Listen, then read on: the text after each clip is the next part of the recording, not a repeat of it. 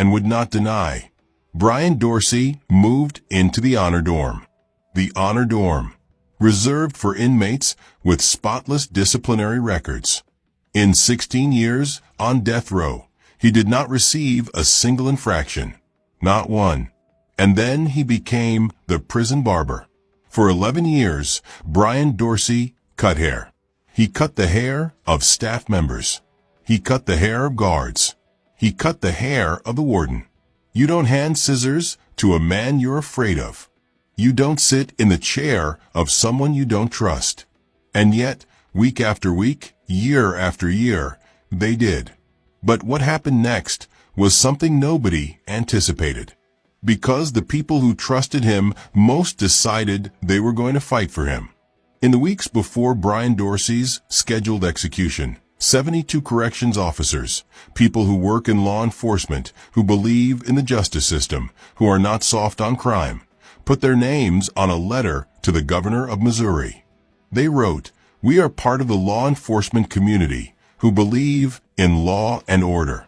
Generally, we believe in the use of capital punishment, but we are in agreement that the death penalty is not the appropriate punishment for Brian Dorsey."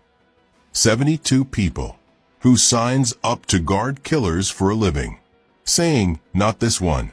Retired Officer Timothy Lancaster, who had spoken with Dorsey for years during those haircuts and quiet conversations, said that executing Brian Dorsey would be a pointless cruelty. He said he had no hesitation in calling Dorsey completely rehabilitated. 5 of the original jurors, people who had sat in that courtroom, heard all the evidence and voted to sentence him to death, later said they believed he should not be executed. A bipartisan group of state lawmakers, faith leaders, and several relatives of Sarah and Ben Bonney, relatives of the victims themselves, all called on Governor Parson to commute the sentence to life in prison.